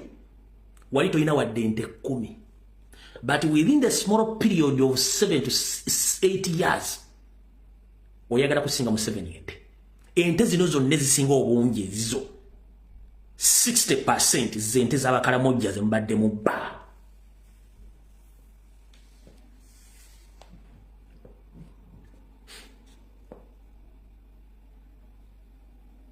One, Wagambye, those Baganda, they should not get numbers. Anita Amongo, I'm here to remind you, Nyabo. We are proud to be Baganda, and we are proud to be Ugandans. First and foremost, Buganda is there to stay, and Baganda, they are there to stay. You reside in Kololo. Which Kololo? The land belongs to Uganda Kingdom, and the land is for Baganda. You build $1 billion luxurious house in Bukedia, but you can't even spend 7 days in Bukedia because Buganda is the only place where you can have peace and enjoy life. So stop bragging around, discriminating Baganda, abusing Baganda, because you have a house in Kololo, which house is situated in Buganda land. If you hate Baganda, just pack up your things and go back to Bukedia, as simple as that. Because we are the Baganda in Buganda. Temuna chimugenda tukola. Bobo sobola kayuba ko wagule Kololo. Kakwato katwale Bukedia, juwazimbe nyumba yo. Atendi wano kujukiza. Anita Amongo. Gwengo omuntu gwe mugaga Bukedia. Gwengo omuntu. Kubanga obyesereza mu omusolo. Wabula abantu Bukedia baavu nnyo. Ate sigwa abayamba, beba kuyamba. Kubanga amasomero guwazimba ne hotel. Aga masomero abantu bagenda bagasasula siga abwerere. Tewakola charity organization, wakola personal businesses. Wandi badde ogera binja singa amasomero gewazimba ne hotels zali z'abantu nga basukya mbwerere oba basomera bwenti. Those are charity schools. No. Those are your personal business. Segera nti abantu bebukedia bakuwa sente abavaayo. So, njagala yoyire bigambo mpola kubanga omanyira abantu abaavu olwokuba asumuka muno ofuna sente n'ozibba. Utandise ku bragging around. Kati ekyo kikole kiri ndawa. Njira kutegeeza nti amazzi gakulukutira gye gaali gakulukutiddeko. Fa Baganda tuli mu kuyiga ng'Abayisirayiri bayigira Misiri, tuli mu kuyiga era kati tumanyi. Nze era gulaba ng'omuntu omunganzi. Bwe nsanga omuntu bw'aseka mmanya lwaki aseka, bw'ayogera mmanyi lwaki ayogera, era mmanya wenkoma naye n'ekigendererwa kye erinze. Naddala mmwe abakolera Museveni n'abo gurupu ya Museveni manyi kiki banjagaza na kiki bayinza okuntuusaako. Kyofuna sina utalo na bannayuganda bannange, utalo wange ndulina n'abakolera Museveni ne Museveni ne gurupu ye, abasigadde sina utalo baabo. Bw'oba tolina kirowoozo kitta munnayuganda munno oba mwavuwaza, sina utalo naawe. Wabula bw'oba olina ekirowoozo kitta munnayuganda munno n'omwavuwaza, awo nina olutalo naawe. Kubanga nsimba mbagamba nti nze ndi muddugavu ava ku lukalwa bakaddugala. Sina nsonga lwaki nsosola baddugavu bannange. Wabula kye nnwanyisa kwe kwefuula akulira oba okugjawo batukaddugala bannaabo, bakaddugala banno gw'oteekewo obuntu bwo weefuule nti gwo bakulira oba bo basaanyeewo. Nkiddamu. Gwe wenna Omunyarwanda ng'oli mu Uganda oba oli Rwanda oba oli mu diaspora nga tolina kirowoozo kitta munnayuganda oba Omuganda n'okumutwalako ebibye, sirina buzibu naawe. Obuzibu bwange ye Munyarwanda ayagala okunzijawo nze antwaleko ebyange obuvo bwange n'obudde abusaanyewo yabeerewo. Naddala akabinja akabeeyita abatuusi abajja mu kitundu ne beefuula bannannyini kitundu ekyo ne bakiwamba ne basaanyawo bonna ababaddewo. Ewe buzibu bwe nina n'abantu abo kaguruupu ako, so sina buli muntu yenna.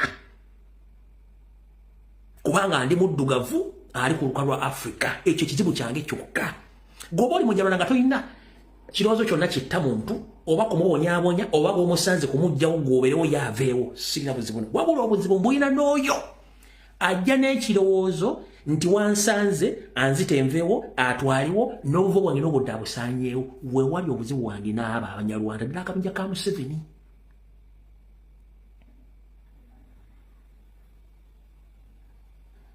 N'abo bamukolera.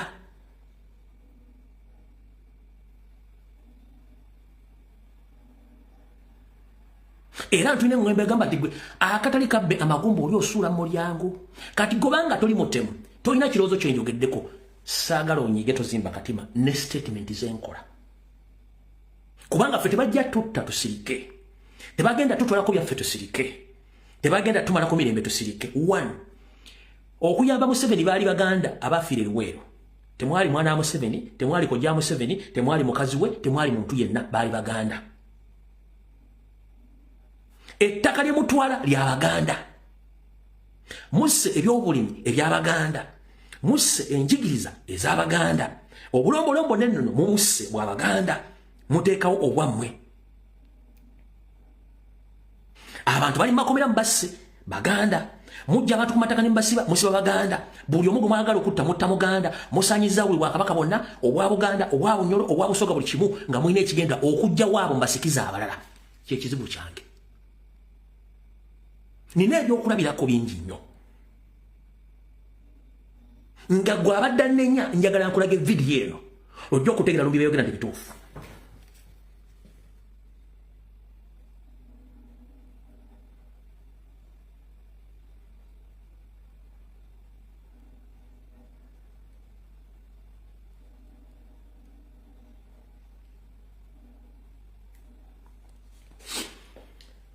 Kabaka wa Bungereza aliko Charles yagenze mu ggwanga lya Australia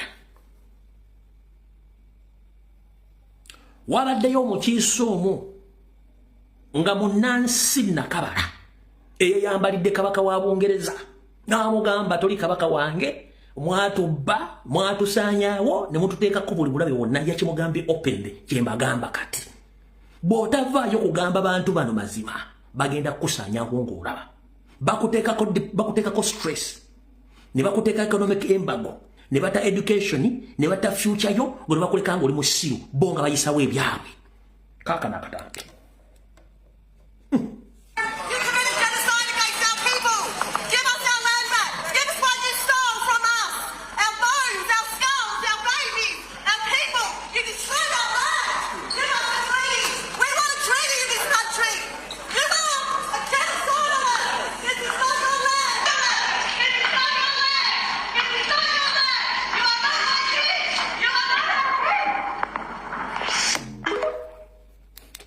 ekyo kyenkola yagambye kabaka wa Bungereza mwatwala amataka gaffe ne mutwala n'amagumba gaffe tukooye twagala bintu byaffe tuddya ono omuzungu ono sirumbuye ali mu Australia mwe muli mu kukola essaawa zino nga musaanyawo Abaganda buli kimu kye balina ne mukisaanyaawo dakika 5 kambagambe ekigambo kino gwe wenna Omuganda ng'okwata akasimu n'olima weewala okuddamu okukozesa ekigambo kye bayita pesticide amalagala gafuuyira omuddo weewale nnyo okukozesa ebigimusa ebikolerere kozesa ebigimusa ebyennakavundira ekyatta ettaka lya Buganda n'okusengula ebirime yali nteekateeka ya Museveni ng'akozesa omugenzi Kibirige Ssebunnya eyagamba nti enkima bwe zirya kasooliwo oba emmereyo naawe zikwata olye ozirye ne basapulayinga chemicals zemwayita ebigimusa zemwateeka mu mwanyi mu bitooke ne bye mwafuuyiranga simanyi dduddu bitooke simanyi kasasiro ebyatta ensuku ne bizisaanyaawo ng'oyagala okukwata engalabi y'otegeere nti muli basiru abatooletoole abagwagwa abalina okuzuuka ng'obudde bukyali kwata eggaali yo pikipiki yo oba motoka yo genda otandika okulambula ensuku z'Abanyarwanda abo abeesenza mwankole olaba waliwo alina ebbomba ng'afuuyira omuddo oba waliwo ateekako ekigimusa ekizungu ku ttaka lye ekyatta ettaka twaddira chemicals ezaali enteeketeeke ne tuzifuuyira mu ttaka ne tutta ebiwuka ebivulunga oba okukulunga ettaka oddifuula eggimu n'okussa bassebo ne bannyabo gossa omukka n'olya n'ofuuwa n'okola buli kimu n'ettaka lirya ne lifuuwa ne lyezungula ne litandika okugimuka ebiwuka byonna ebikola emirimu gy'okufuula ettaka oddifuula eggimu mwabifuuyira eddala nteeka bigimusa ebiwuka lifa ettaka ndifa terikyalina mugaso musobola okulivayivinga ettaka eryo nga mwewaza okuddamu kyova olaba nti buli leediyo era nga sima ekigimusa simanyi sipakoopu sima ekigimusa ani oyo kasasiro byonna Museveni akyayagala genda embalala vuga emmotoka gyo obuuza abasajja Abanyarwanda abali abeeyita Abanyankole bafuuyira bakozesa ebigimusa tebabikozesa babiranga mu Uganda mu Buganda wokka gye babiranga kubanga bakyagala ettaka lye mu mulitte ne temusobola kitegeera kwata pikipiki oba motoka yo genda okole agriculture tour survey mu western side of the country obabuuze obafuuyira omuddo oba bakozesa ebigimusa ebalanga simanyi kino ekigimusa bakozesa nakavundira Mwettaka lya mwe baba osimanyo no super doom simanyi ne muteka mbitoke nawe baba ebijimuse byalinga ekisule ky'olumunyo ne mbiteeka mu mwanyi ne mbiteeka mu ne mutta obutondo bwali mu ttaka lyonna ensiriŋŋanye enkulunga busa ebintu byonna ne bifa natural ettaka bifa kati kwogeza ne kimutamanya kyekiriwa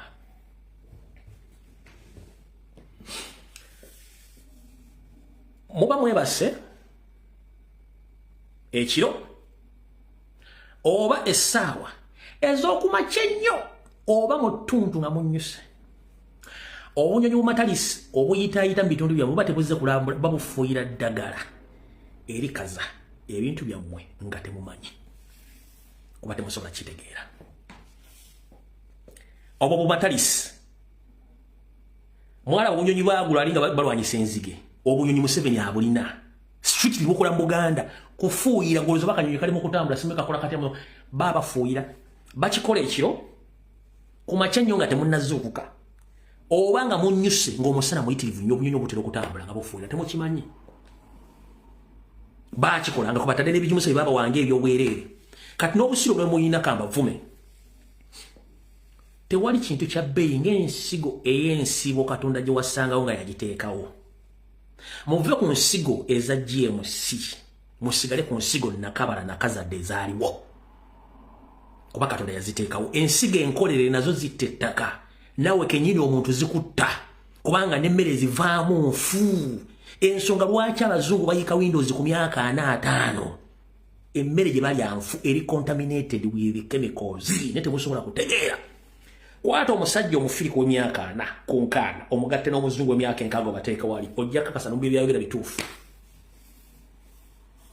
muli enkoko ya wiiki 3 ku wiiki 6 oba ku wiiki 9 mu Afrika twali enkoko ya myaka egi ku mwaka gumu n'ekitundu njagala osooka okwata omutwe guno ogambe kale tekinologi yajja naye enkoko ekulira etya mu wiiki mu myezi 3 enkoko naawe okwate enkoko zo zino zinnakabala enzirugavu oba nnyolo oba nsoga oba ndugwala oba nyankole ogikwate ey'emyezi 3 ogiteeke n'eri enzungu emyezi 3 ojja kudda mu buliri bw'otegeere lwaki mulwala kuba temwagala kutegeera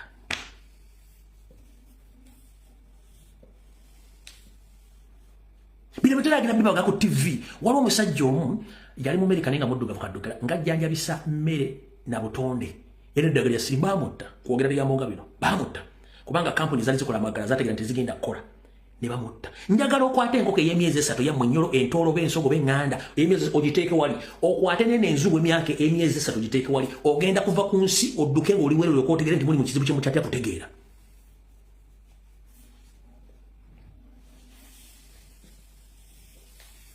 genda okwate muwogo w'ekawanda oyo yali genetically modified omukwate ne muwogo owa muwembala owaffe omukadde omufumbe otuleko ngeno olya owakawanda olya n'omuwogo oli omukadde waffe ojja kufuna enjawulo ojja kuva nga oyambudde kwate eggi ly'enkoko enzungu zino zimuyita enzungu eri genetically modified nejje egganda ogakwate ku sogafumbe ogateeke ku sowaani ng'owakatula bwoti ng'omaze okugasusa tula bwoti gaziya ennyindo zo nga zikulinganga ez'Abaindonesia ojja kuwulira empunya 2 ez'enjawulo wakati w'eggi ery'enkoko eyaffe nakabala n'eno GMO enjawulo jjajjuliranga weeri bw'omala okuwulira smell oba empunya eno amagi gano gamenyemu otandika okugalya sooka n'eggi eriri genetically modified omala ojje olya eggi liri enkoko yaffe nakabala ojja kudduka ojje ofuna obwongo otegeere ekituufu kyeki ompulidde bulungi nnyo ng'oyagala okutegeera genda ogule ettula y'amagi ag'enkoko entoolo ennyolo ensoga eŋŋanda enyankole ogasange mu katale nga gano ga nkoko zino ez'emyezi 3 n'ag'enkoko eŋŋanda tulo mayiserezi bagenda eri enkoko eŋŋanda tulo bayinza ogiguza n'emitwalo egiwera 7 ng'eno yaana amagi abazungu yagomukana no bebiri lwaki bazitunda lwaki byanjawulo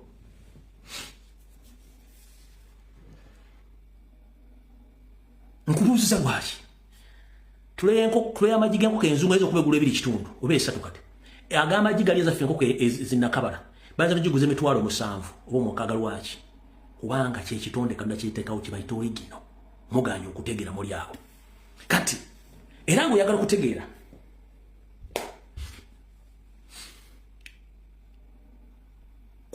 kwata Anita Amongo n'entegeera ye ng'amaze okwesiga ebizigo. In fact genda onoonya Anita Amongo wa FDC nga tanneesiga bizigo n'Anita Amongo wa NRM babiri compare them. Ono before nga tanneesiga Carolite nono wa FDC ojja tegeera nti ono ebizigo mu yabirya n'abinywa ne bimufuula obwongo kati yayiika Windows period. Ojja tegeera enjawulo wakati wa genetically modified n'original ojja tegeera. Bw'oli omukyalo ono wa FDC Anita Amongo bwe yali ayogera nono banjawulo kubanga ye modifying ne bayogera munalinga ng'ayina ekiwanga ekyafa wa bizigo wejja ku originality yo mokitegedde bulungi nnyo kati mulyoka mutegeere. So njera mudde ku bintu bino mutegeere nti gwe obwangazi obw'omuddugavu businzira ku mmere Katonda gye yakuwa. Oli wanjawulo nnyo ku muzungu era gwe muntu origino omuddugavu gwe muntu origino abazungu duplicate. Okutegeera ekintu kino kwata omukono gwo guno gw'oyinza okutala misuwa kuno n'ogwo omuzungu guteeke wano. Emizungu omulaba alinganga ndabirwamu buli kimu misuwa ogira n'omusaayi gulanga gwa green ekiraba ekya green musuwa gwe musaayi kati gwona basobola okulaba musuwa gwo.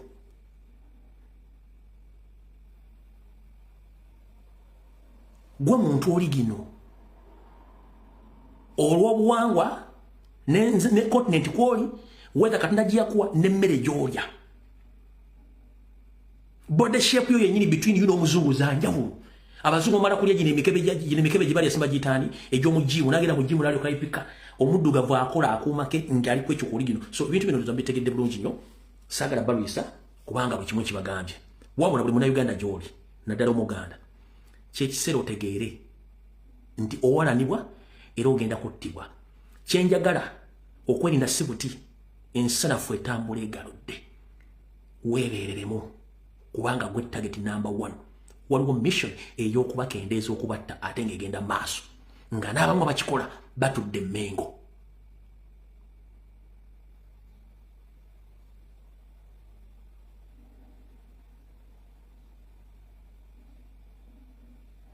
Mpulira bulungi nnyo okugema kuli mu Buganda wokka batagetinga baana Baganda n'abazaaliddwa mu Buganda. Ebikola by'obuseegu byonna biri mu Buganda kuba batagetinga baana baki Baganda. Abali mu kukola diversion z'obuseegu bonna batunuulire ogenda obanoonyereza nga nabo baakabano ng'oggyeko abaseegu be mbage nti bo naturally baseegu abasigadde abatambuza ebintu ebyo baakabano. Gwe genda otandika okunoonyereza aba YouTubers lwaki tebakola ku national issues eziba zibaaninga. Ogenda okola kati ngenza okujja ku internet nga balese Charles simanya sinkanye Gloria Bugi such things. Amuleeta SB4. SB4 buli gyata aleeta ekintu nga tekitegeere bw'aba tanoonyeza mawobe anoonya zolo basezi batembi ebintu byabeeramu ebyo kuleeta story zitiisa n'okujja abantu ku mulamwa ye gwe mulimu gwe. Naawe bakyali bwe mulimu gwabwe. Tosobola basa nga batudde ku mmeeza okujjako abakutera okwogera ku nsonga zino pano yabwe sikyagiraba emboozi mukati pano yabwe sikyagiraba yayewukanamu emboozi mukati pano yabwe sikyagiraba. Abo bagayi bokka bali boogera ku national banning issues. Abasigadde ba YouTubers omusanga bitu byakwekwana bya divorce bya sexy bya noodles bye babeeramu ebyo kutambuza bitundu bya kyama zezemboozi kubanga bali ku payroll ya kukyusa mawulire. Yensonga lwaki oli gwenjogeddeko mu video ng'etandika akugambye nti teba twatwogera emboozi za zivegisiru omuntu gatukola diversion kubanga twasoma tulina information etegeeza baani abatekebwa ku media okukyusa amawulire.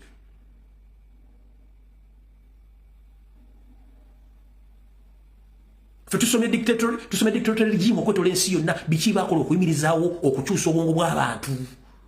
Tukimanyi bulungi nnyo bakozesa baani okukozesa ebintu ebyo. Kyovula lyange nti nze kati bwetugamba bintu by'ekisiru ate mutu muga tukola diversion nno buli kimu twakisoma. Ate gwe wandibadde ensi yakutegeera dda kubanga watandika ne project ya Muhammad Nsereko nga muli ne Katolo Gwamba nga muvuma kya gwe wetu notandika okusinse anko Katolo kubanga gwe you moderate nenga byo moderating muba mwabitaddeko tewali muntu YouTube ajja kujjako interview nga temwayise muke mugenda kwogera kubanga omuntu yeno kwata kamera giteeka muntu yenga ye moderator oba interviewer abeera ne script gyagala okubuuza omuntu oyo nkiddamu. Omuntu yenna YouTuber takubuzaabuza nti omuntu gwaleeta ku stage oku interviewinga yes yaba alina byagenda okubuuza oli kubanga interviewer yanoonya oli gwagenda oku interviewinga okitegedde bulungi nnyo ebimu ebijja buzinti olwokuba nti abantu atuuka n'abeera emotion n'abaako emboozi zayogera ezaawukana ku scoop gye bali balina okwogera so tebakulimbanga buli kimu kibeera set ng'eyalese kamera obu youtuber information yaba agina ng'alina byayagala boogereko yensonga lwaki abalumu bakyagulanyi we bali naye nga moderator yebuzabuzanga tatate yabyo mu mawulire ffe ge tutaasoma ne ge tuyigiddemu bakugamba ekigambo kimu bw'oba ogenda okuggyako omuntu interview mutegeeze omuweereze mugenda okwogera abiyitemu amanyi oba asobola obyogera oba tasobola byogera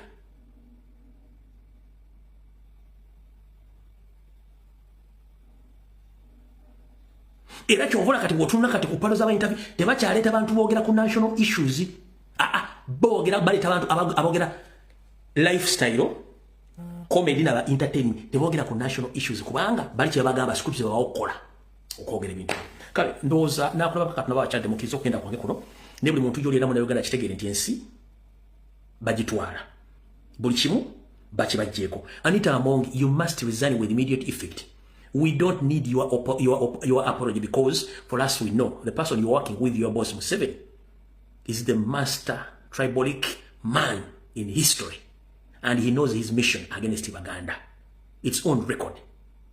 And even the group you're working with, include those officials in Amongo and others in the parliament and in other sectors, you are fighting Kubaganda because you know the mission. It wasn't a slip of tongue for you to say that. Make sure the Kubaganda do not get enough number. It's not a slip of tongue. And it's not AI, as Chris Obole said, no. So we don't need your apology. Stay where you are. Good enough that you informed us. Now we know where we must keep ourselves safe. Anyone who comes in power in Uganda is fighting Kubaganda. We know that since 1962. Or even before the 1900 agreement. We know that each regime comes in power. They make sure they fight Kubaganda, but we are there to stay. We are there to stay. Good enough. Kubaganda now knows who are their enemies. You and your boss Museveni, you have been doing this all along. We know. So it wasn't a slip of tongue. It's not AI. It's a daily routine discussion missions against Kubaganda. So we don't need your apology. Keep on. But there are so many regimes which have been in Uganda trying to put down Kubaganda, but you stay there. And you are still here. Good enough that we know who the hell are you and the people you're working with. May God bless you all Ugandans wherever you are. Mukama bankule musigalenga muri bulungi kanda uwa nafuna amanya agajja kusande. Nenga. Checho. Mukama bankule atakumira mpera. Nenga mwebwe tetwetaga apology yo. Togezaako no wandike kigambo kyonna ekya apology mbuweto ndatogeza. Genda wesige bizigo byo ne bawo magogo muri emmere ya mu mansion ya mu ebuki eri ebukedeya mubereyo bulungi. Fe tujja kubeera wano kuba buli kimu tukimanyi si mwe musoose bwala 00 19 zonna zimu zijje zinyiga Baganda zikuba Baganda mpaka nakati wetu gudo enough tuli wakati buli kimu kozesa kyaffe parliament ko tudde ttaka lyaffe state house ko tudde ttaka lyaffe ekolo mujire kyojjo ne magogo ne muzaala abalongo babiri balinge bitumbu waffe buli kimu kyaffe kati munne tetulina buzibu mukole kye mwagala mukole kye mwagala mukole kye mwagala goloza lwaki mu myaka limufugiddaana temuzimbanga state house mu kitundu kirala temuzimbanga airport esobola ku replacing antebe temuzimba parliament mu kitundu ekirala oba gulwaki topa bukedi ya nojja n'osule no tesa no debo kedi yakitu bw'okyubira kollo. So you hate Baganda but you stay in Buganda, and I'm here to remind you that 70% of taxpayers' money you are using under your government comes from Uganda. 70% of the taxpayers' money, which Revenue Authority collects on a daily basis, weekly basis, monthly basis, yearly, that money comes from Baganda.